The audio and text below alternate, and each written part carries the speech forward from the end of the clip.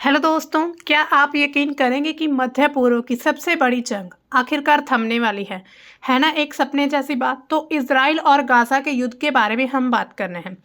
तो इसमें क्या है कि 67,000 से ज़्यादा जब लोग मरे थे और लाखों लोग बेघर हो गए थे, और अब एक ऐतिहासिक डील होने जा रही है। क्या ये सचमुच में शांति लेकर आएगी या सिर्फ एक और टूटी उम्मीद होगी? तो नमस्कार दोस्तों, स्वागत है आपका हमारे जियो पॉलिटिक्स अनलॉक में। यहाँ पर आज हम बात करेंगे इसराइल गाजा के सीज फायर के बारे में। 9 अक्टूबर 2025 को मिस्र के शर्म अल शेख में एक ऐसी डील होती है जिसने पूरी दुनिया का ध्यान अपनी तरफ खींचा था। यानी कि आप यहाँ पर बहुत सारे आर्टिकल देख रहे होंगे। यहाँ पर आपको लगातार दिख रहा है कि इसराइल गाजा की जो सीज फायर उसके लाइव अपडेट्स दिखाए जा रहे हैं। इसराइल और हमास ने एक अमेरिकी राष्ट्रपति डोनाल्ड ट्रंप की मध्यस्थता वाली शांति योजना के पहले चरण को मंजूरी दे दी है। यानी कि इसमें अलग अलग फेजेस रखे गए थे कि पहले फेज में क्या होगा, दूसरे में क्या, तीसरे में क्या। तो पहला फेज जो था जिसमें जो बंधक थे यानी कि उनको रिहाई करने की बात कही गई थी, तो अब पहले फेज को दोनों की तरफ से, इजराइल और हमास की तरफ से मंजूरी मिल गई है और इससे लोग जो हैं वो काफ़ी खुश हैं। अब जो गाजा में जो भी इजरायली विक्टिम्स थे उनको वापस भेजा जा रहा है इसराइल में। तो अब ये जो 7 अक्टूबर 2023 से ये युद्ध लगातार चल रहा था, इसको करीब 2 साल से ज़्यादा टाइम हो गया है ये युद्ध को चलते हुए। और इसमें अगर हम मध्यस्थता की भूमिका देखें तो सबसे ज़्यादा जो ध्यान है वो अमेरिका के राष्ट्रपति डोनाल्ड ट्रंप की तरफ जाता है। यानी कि उनके द्वारा ये पहल की शुरुआत की गई है। उन्होंने और भी काफ़ी ऐसे कदम उठाने की कोशिश की थी जिससे ये सीज फायर हो जाए, लेकिन अभी हाल ही में डील हुई है एक। अब उसमें उन्होंने गाजा पीस प्लान सामने रखा जिसमें उन्होंने 20 पॉइंट्स दिए थे, जिसमें जो है अलग अलग जो शर्तें रखी गई थी हमास और इजराइल के सामने। तो उसके बाद अब इस प्लान को मंजूरी मिल चुकी है। पहला जो चरण था यानी कि पहला पड़ाव पूरा हो चुका है। इजराइल हमास सीज फायर के जो अपडेट्स हैं जिसमें इजरायली कैबिनेट ने अप्रूव कर दिया outline of deal to release hostage held by Hamas. यानी कि हमास के द्वारा जो भी इजरायली बंधक थे उनको छोड़ने की बात हो चुकी है। हमास जो है सबसे पहले क्या करेगा, 20 से 25 जो बंधक थे यानी कि जो जिंदा है उनको 72 घंटे में यानी कि 12 अक्टूबर तक उनको वापस यानी कि रिहा कर देगा। बदले में इजराइल जो है 2000 फिलिस्तीनी कैदियों को छोड़ेगा। दूसरा क्या होगा, युद्ध विराम। इजरायली सेना जो है गाजा के कुछ हिस्सों से पीछे हट जाएगी। यहाँ पर आप देख सकते हैं, यहाँ पर अगर हम देखें तो इजरायली सेना यहाँ पर है अभी तक है, लेकिन अब जो दूसरा पड़ाव रहेगा उसमें जो ये सेना है वो थोड़ी पीछे आ जाएगी। लेकिन 58% जो क्षेत्र है उस पर अभी भी जो है इजराइल का ही कब्जा रहेगा। इसके बाद तीसरा जो है मानवीय सहायता दी जाएगी, यानी कि 5 क्रॉसिंग खुल जाएंगे और अमेरिका जो है इसके लिए 200 सैनिक भेज रहा है ताकि उनको भोजन, पानी, दवाइयाँ ये सब कुछ गाजा में पहुंचाई जाए। इसके बाद अगर हम बात करें तो चौथा ये कि भविष्य का एक रोड मैप तैयार किया जाएगा। यानी कि गाजा को पुनर्निर्माण करने की बात हो रही है। हमास का निरस्तीकरण किया जाएगा, यानी कि हमास को यहाँ इस गाजा पट्टी से हटाकर उसके प्रशासन को खत्म करके यहाँ पर एक बोर्ड की स्थापना की जाएगी जिसके अध्यक्ष डोनाल्ड ट्रंप रहेंगे। और इसके साथ ही जो यूके के पूर्व जो प्रधानमंत्री हैं उनके द्वारा ये लीड किया जाएगा, यानी कि वो इसकी अध्यक्षता करेंगे। तो इसमें आप देख रहे होंगे पिक्चर्स में लोग जो है वो काफ़ी ज़्यादा खुश है। और अगर हम लोगों की प्रतिक्रिया की बात करें तो जो लोग इस सीज फायर का समर्थन करते हैं वो ट्रंप का बहुत बहुत शुक्रिया कर रहे हैं कि उनकी वजह से आज ये जो है सीज फायर रुक चुका है। यानी कि ये जो युद्ध है ये एक तरह से पूरी तरह समाप्त होने की दिशा में नज़र आ रहा है। लेकिन जो कि वहाँ पर अब जो शर्तें रखी गई थी उसमें आप यहाँ पर देख सकते हैं कि करीब 67,000 जो फिलिस्तीन थे वो मारे गए थे। इसके अलावा वहाँ पर बहुत ज़्यादा लोगों को बहुत ज़्यादा लोगों की मौतें हो गई थी। अब ये जो सीज फायर किया गया इसके कहीं ना कहीं प्रभाव जो है वो हमें पूरे वर्ल्ड में भी देखने को मिल सकते हैं। इसके साथ अगर हम मध्य पूर्व की बात करें तो यहाँ पर क्या होगा कि अब थोड़े ही दिनों में शांति की उम्मीद नज़र आ रही है कि कहीं ना कहीं जो एरिया इतने सालों से यानी कि करीब 2 साल से ज़्यादा समय हो गया जो एरिया यहाँ पर कि इतनी ज़्यादा अनस्टेबिलिटी दिखती थी, यहाँ पर जो अस्थिरता बनी हुई थी, अब वो एरिया जो एक तरह से स्थिर होना शुरू हो चुका है। तो गाज़ा में जो युद्ध विराम लागू किया गया, तो इज़राइल ने अपने सैनिकों की वापसी शुरू कर दी है। हालांकि फिर भी उनका 58% एरिया जो वो इज़राइल सेना के अंडर ही आता है। फिलिस्तीनी जो लोग हैं वो अब घर लौटने शुरू हो चुके हैं। तो यहीं पर लोग जो है अपनी एक तरह से अपनी जो ऑटोबायोग्राफी में बताते हैं, यानी कि अपनी जो भी उनकी उनके मन में जो भी इस सीज फायर को लेकर मतलब कि खुशी या जो भी उनके मन में विचार आते हैं, वो काफ़ी ज़्यादा मतलब कि रिपोर्टर्स के सामने अपने विचारों को रखते हैं। तो नेतन्याहू जो हैं वो भी इस चीज़ के लिए उन्होंने मंजूरी हालांकि दे दी है, लेकिन अब आगे देखना ये होगा कि नेतन्याहू ने आखिर इतनी आसानी से क्यों इस मतलब सीज फायर के लिए वो मान गए। आखिर ट्रंप और ये जो नेतन्याहू है, इनके बीच आखिर ऐसा क्या चल रहा है जिसके बात यानी कि ट्रंप की बात को भी वो नहीं रोक पाए। यहाँ पर आप देख सकते हैं कि जब ये युद्ध हुआ था तो उसमें बहुत ज़्यादा लोगों को नुकसान हुआ था। वहाँ पर अकाल पड़ चुका था, यानी कि उनको भोजन नहीं मिल पाता था समय पर। अगर भोजन मिलता तो वहाँ भोजन मिलने से उनकी जब भीड़ इकट्ठा होती तो इजरायली सैनिकों के द्वारा वहाँ पर गोलीबारी की जाती। तो इसमें बहुत ज़्यादा लोगों का पहले नुकसान हो चुका है अब, लेकिन फिर भी जो भी अब अदला बदली की जा रही है, बंधक जो एक दूसरे के द्वारा बनाए गए थे, इसके साथ ही कुछ सेना की वापसी भी हुई है और मानवीय सहायता, ये सब अभी हाल ही की अपडेट्स हैं। लेकिन इसके प्रभाव अगर हम देखें तो वो बहुआयामी है, यानी कि बहुत सारे अलग अलग जो एरिया रहेंगे उस पर प्रभाव पड़ सकते हैं। सबसे पहले हम मानवीय प्रभाव की बात करेंगे तो युद्ध विराम के 24 घंटे के अंदर इजराइल सेना जो है उसने गाज़ा के कुछ हिस्से जैसे कि गाज़ा सिटी से थोड़ा पीछे हटना शुरू कर दिया है। हजारों जो विस्थापित फिलिस्तीनी थे वो दक्षिण से उत्तर की तरफ लौट रहे हैं। आपने पीछे एक अपडेट देखी होगी, जब इजराइल ने यानी कि दक्षिण के एरिया को, मान लीजिए ये गाज़ा पट्टी है तो यहाँ पर नॉर्थ, ये साउथ है, तो साउथ एरिया में फिलिस्तीनी लोगों को भेजना शुरू कर दिया था कि ये एरिया जो है वो आपके लिए सेफ है। लेकिन अब जो दक्षिण में गए थे जो फैमिलीज, जो परिवार के लोग, तो अब वापस वो उत्तर की तरफ लौट रहे हैं।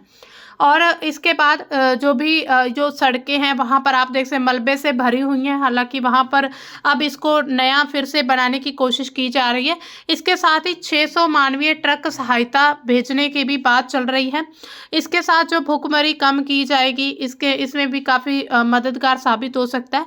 इसके साथ ही रफाह क्रॉसिंग जो है वो 2 तरफा खुल चुका है। अब उसके साथ ही जो चिकित्सा सेवाएं होंगी, यानी कि हॉस्पिटल्स की जो भी फैसिलिटीज़ हैं वो भी शुरू हो जाएंगी। इसके बाद हमास ने, अभी जो हमने पहले बात की कि 20 से 25 जो इजराइल बंधक है उनको करीब 72 घंटे तक रिहा कर देगा। बदले में जो इजराइल है वो 2000 फिलिस्तीनी कैदियों को छोड़ देगा। इसके साथ ये जो परिवार है उनके लिए बहुत बड़ी राहत की खबर है। लेकिन गाज़ा में जो 67,000 लोग जो मरे हैं और 82% जो लोग विस्थापित हुए हैं, उनके जो हम एक तरह से घाव देखें तो वो काफ़ी लंबे बने रह सकते, क्योंकि अपने परिवार से विछड़ना कोई छोटी मोटी बात नहीं होती। इतने ज़्यादा परिवार बिखर गए थे, इतने लोग मतलब कि वहाँ पर बेघर हो चुके थे। इसके साथ ही जो इसका फर्स्ट फेज़ है उसमें इजराइल हमास दोनों ही एग्री हैं, लेकिन इसमें कुछ चुनौतियां भी सामने आ रही हैं, जैसे कि इजराइल ड्रोन स्ट्राइक्स की खबरें भी नज़र आ रही हैं कि कहीं ना कहीं अब ये यानी कि एक तरह से सीज फायर के नाम पर फिर से इजराइल के द्वारा कुछ अटैक किए जा सकते हैं। अब इसका अगर हम पॉलिटिकल सिक्योरिटी इम्पैक्ट देखें तो क्या पढ़ सकते हैं, तो इजराइल में क्या होगा कि जो पीएम नेतन्याहू है उन्होंने कैबिनेट उनकी जो थी उन्होंने इस डील को मंजूरी दे दी है, लेकिन चेतावनी दी है कि अगर हमास के द्वारा ये शर्तें पूरी नहीं होती तो युद्ध जो है पूर्ण ताकत से फिर से शुरू होगा, यानी कि युद्ध को फिर से शुरू किया जा सकता है किसी भी वक्त। अभी भी अगर देखें तो 58% एरिया जो है गाज़ा का उस पर इजराइल का कंट्रोल है और उन्होंने कहा कि सुरक्षा के लिए ये चीज़ जरूरी है। इसके साथ ही जो तेल अवीव है वहाँ पर लोगों के द्वारा जश्न मनाया जा रहा है। कुछ दक्षिणपंथी गुट जो हैं वो अभी असंतुष्ट हैं, यानी कि उन्होंने इस डील को मंजूरी देना सही नहीं समझा है। इसके साथ हमास और फिलिस्तीन में जब हम देखते हैं तो हमास ने डील को सकारात्मक बताया, लेकिन निरस्तीकरण और जो शासन है उस पर असहमति जताई। उन्होंने कहा है कि हम आप जो हमास का यानी कि प्रशासन को ख़त्म करना चाहते हैं, इसको निलंबित करना चाहते हैं, तो वो नहीं हो पाएगा। खान यूनिस में जो फिलिस्तीनी उन्होंने जश्न मनाना शुरू किया, लेकिन सवाल भी उठ रहे हैं, क्या ये जो शांति अभी लाई जा रही है ये स्थायी रहेगी या फिर सिर्फ कुछ समय के लिए ही लोगों को खुशियां दी जा रही हैं। इसके बाद अंतर्राष्ट्रीय प्रभाव क्या पड़ सकते हैं। अमेरिका जो है वो उन्होंने 200 सैनिक भेजे। इससे पहले अमेरिका ने ये जो 20 पॉइंट प्लान जो रखा था उसमें बड़ी भूमिका निभाई है। अब उन्होंने कहा है कि वो सैनिक भेज रहा है निगरानी के लिए, ताकि जो उल्लंघन हो सके उनको रोका जा सके। इसके साथ ही फ्रांस के जो राष्ट्रपति मैक्रों हैं उन्होंने 2 राज्य समाधान को शुरुआत बताई है कि 2 राज्य बनने वाले। इसके साथ ही ट्रंप को कहीं ना कहीं उम्मीद है कि मुझे नोबेल पुरस्कार मिलने वाला है, लेकिन हालांकि उनकी उम्मीदों पर पानी फिर चुका है। इसके बाद अगर हम इकोनॉमिक इम्पैक्ट देखें तो क्या हो सकते हैं, गाजा पर जो पुनर्निर्माण जो है उसको दोबारा बनाने की यानी कि उसको यानी कि फिर से रीबिल्ड की कोशिश की जा रही है, लेकिन उसके लिए भी काफ़ी ज़्यादा फंडिंग की ज़रूरत होगी। और इसके साथ ही जो ये 20 पॉइंट प्लान रखा गया था इसमें एक शर्त ये भी थी कि यूरोपियन यूनियन और जो भी मतलब कि ट्रंप है उनके द्वारा कुछ ऐसे देशों यानी कि अरेबी कंट्रीज जो हैं उनसे फंड लिया जाएगा गाजा को फिर से तैयार करने में। लेकिन जो यहाँ पर तबाही है उनके कारण बेरोजगारी गरीबी फिर भी बनी रह सकती है, क्योंकि इतनी आसानी से बेरोजगारी और गरीबी को ख़त्म करना नामुमकिन ही नहीं बल्कि मुश्किल भी है। इसके साथ ही पूरे विश्व में आर्थिक इम्पैक्ट क्या पड़ेगा, सोने की कीमतों पर भी असर पड़ सकता है। जोखिम कम होने से गिरावट भी आई है, क्योंकि जो हम देखते हैं जो मध्य पूर्व में तनाव हुआ है उससे तेल और डिफेंस शेयर में काफ़ी ज़्यादा इफेक्ट देखा गया था। इसके साथ ही जो इन्वेस्टर्स हैं वो इस बात पर नज़र रखे हुए हैं कि अब उन्होंने इसमें इन्वेस्ट करना है या नहीं करना है, क्योंकि इतने लंबे के प्रभाव के बाद फिर से अगर देखा जाए तो ये सभी इकॉनमिक इम्पैक्ट को फिर से स्टार्ट यानी कि फिर से इनके लिए उठ खड़ पाना थोड़ा मुश्किल हो जाएगा। इसके बाद regional and long term impact भी नज़र आएंगे। वो क्या रहेंगे, मध्य पूर्व में जो ईरान, हिजबुल्ला और जो हूती विद्रोह है उन पर असर पड़ सकता है, तनाव कम हो सकता है। लेकिन अगर मान लीजिए ये डील कहीं भी टूटती है या फिर किसी के द्वारा हमास के द्वारा किसी भी शर्त का उल्लंघन किया जाता है, तो जो इजराइल है उन्होंने पहले ही कह दिया कि वो फिर से पूरी ताकत के साथ युद्ध को शुरू कर देगा। तुर्की, मिस्र जैसे जो देश हैं उनकी मध्यस्थता मजबूत होती नजर आ रही है। इसके अलावा जो पहला चरण ये पूरा हुआ, इसके बाद दूसरा चरण आएगा जिसमें पूरी तरह से वापसी होगी और पुनर्निर्माण की बात रहेगी। तीसरे चरण में फिलिस्तीनी राज्य जो है वो बनाया जाएगा। और जो एक्सपर्ट्स हैं उनका क्या मानना है कि हमास का निरस्त्रीकरण अगर हुआ तो स्थायी शांति मुश्किल है। वैश्विक स्तर पर अगर देखें तो कूटनीति की जीत है, लेकिन गाजा की जो मानवीय तबाही है जैसे कि वहाँ पर गाजा में इतने लोग मर चुके हैं, इतनी मौतें हो चुकी हैं, इतने बच्चे मर गए हैं, उनके प्रभाव जो काफ़ी लंबे समय तक देखने को मिल सकते हैं। हालांकि लोग इन सभी से काफ़ी ज़्यादा खुश हैं, लेकिन फिर भी कहीं ना कहीं अभी भी थोड़ा डर बना हुआ है उनके मन में कि अगर पहला चरण पूरा होता है, अगर दूसरे तीसरे चरण पर इनकी सहमति नहीं बनती इजराइल और गाजा की, तो फिर से ये युद्ध शुरू हो सकता है। अब अगर फिर से ऐसी युद्ध की स्थिति बन जाती है तो फिर इसको रोक पाना मुश्किल ही नहीं बल्कि नामुमकिन होने जैसा होगा। अब देखिए दोस्तों, मध्य पूर्व में जो शांति का सवेरा है ये तो होने वाला है, लेकिन इसके पीछे भी कहीं ना कहीं नज़रें अभी भी यहीं पर टिकी हुई हैं कि अगर इसके बाद जो दूसरा तीसरा जो चरण रहेगा उसमें इन सभी की क्या प्रतिक्रिया रहेगी। तो अगर हम थोड़ी ट्रंप की मध्यस्थता की भूमिका की बात करें तो उन्होंने इसके लिए काफ़ी कदम उठाए हैं। अब देखिए वो एक राष्ट्रपति यानी कि सिर्फ जो ट्रंप है एक ऐसे राष्ट्रपति जो सिर्फ अमेरिका फर्स्ट नीति के लिए जाने जाते हैं, तो मध्य पूर्व में उन्होंने युद्ध को रोकने के लिए काफ़ी मतलब कि कदम उठाए हैं। अब ये सही साबित हो सकते हैं या नहीं, तो ट्रंप ने 2025 में इनका ये दूसरा कार्यकाल चल रहा है, तो इसमें इसकी शुरुआत में गाजा युद्ध को ख़त्म करने की इन्होंने प्रायोरिटी बना ली थी कि ये गाजा युद्ध को ख़त्म करेंगे। हालांकि कहीं ना कहीं उनके अपने निजी हित भी आते हैं कि उनको नोबेल पुरस्कार दिया जाएगा। ये उनकी पहली अवधि की नीति से थोड़ा अलग था। उन्होंने अपना जो पहला उनका कार्यकाल था उसमें अब्राहम समझौता रखा था, यानी कि इजराइल और अरब जो है सामान्यकरण जैसे उन्होंने कदम शामिल किए थे, लेकिन अब इसको थोड़ा डिफरेंट नज़र से देखा जा रहा है। पहले की जो भी इनकी बातचीत हुई थी उसमें बंधक की रिहाई या फिर इजरायली वापसी के जो भी विवाद थे, और इनके साथ ही जो भी मतलब विवादों के कारण ये बातें आपस में थोड़ी फेलियर हो चुकी थी। लेकिन ट्रंप ने फिर अपनी रणनीति बदली और मिस्र, तुर्की जैसे देशों को साथ में शामिल किया। फिर 29 सितंबर को व्हाइट हाउस में नेतन्याहू से मुलाकात की उन्होंने। ट्रंप ने कहा कि इजराइल पूरी दुनिया से नहीं लड़ सकता। तो नेतन्याहू की जो गठबंधन सरकार है उनकी जो भी आंतरिक कमजोरियां उनको यूज करके, यानी कि उन्होंने उनकी कमजोरियां बताई हैं कि आप पूरी दुनिया से नहीं लड़ सकते, गाजा से तो लड़ सकते हैं अगर पूरी दुनिया एक तरफ हो गई। क्योंकि आपने देखा होगा कि यूएन में भी इजराइल के खिलाफ बातें चल रही थी कि इजराइल ये जो कार्यवाहियाँ कर रहा है वो मतलब बहुत ही अमानवीय कार्य, मतलब जो भी उनकी गतिविधियां वो चल रही थी। तो इसी तरह जो ट्रंप है उनकी बहुत बड़ी भूमिका मानी जा रही इस युद्ध को रुकवाने में।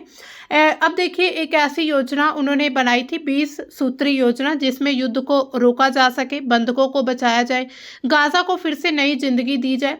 अब देखिए, क्या ये सच में संभव है? इसमें कहीं ना कहीं ट्रंप ने खुद को मतलब प्रायोरिटी दी है। जब यहाँ पर जो शांति बोर्ड की बात की गई है हमास में, तो उसके जो भी अध्यक्ष रहेंगे तो वो ट्रंप रहेंगे। उनके साथ जो यानी कि यूके के जो भी मतलब पहले वाले जो पूर्व वहाँ के लीडर हैं उनके द्वारा यानी कि प्रधानमंत्री जो वो उनके साथ इसमें भूमिका निभाएंगे। तो अब उन्होंने ये हालांकि उन्होंने अपने नाम को आगे बढ़ाने के लिए कि अब भाई सारी दुनिया उनका नाम ले या फिर वाहवाही करे कि ट्रंप ने गाजा इजराइल युद्ध को रुकवा दिया या फिर ये जो लंबे समय के तनाव थे उनको ख़त्म कर दिया। हालांकि पूरी तरह से तनाव ख़त्म नहीं हो सकते हैं। तो अब देखिए दोस्तों, अब देखना ये होगा कि ये जो डील हुई है ये लंबे समय तक चलेगी। अब जो इसमें यानी कि पहले इसमें जो पहली चरण पर सहमति बनी है, क्या दूसरे तीसरे चरण पर भी ऐसी सहमति बनेगी या ये सिर्फ एक और अधूरी कहानी रहेगी? यानी कि एक तरह से बंधकों को रिहाई करके उसके बाद फिर से युद्ध शुरू होने की संभावना है। तो आपकी जो भी राय है इस प्लान के बारे में, गाजा पीस प्लान या फिर गाजा इजराइल के सीज फायर के बारे में, तो आप अपनी राय हमें कमेंट सेक्शन में बता सकते हैं। अगर आपको ये वीडियो अच्छी लगे, आपको जानकारी अच्छी लगी हो, तो आप लाइक शेयर ज़रूर करें और शांति की दुआ के साथ हम फिर मिलेंगे दोस्तों आपके साथ नई अपडेट के साथ। तब तक के लिए बाय। Thanks for watching.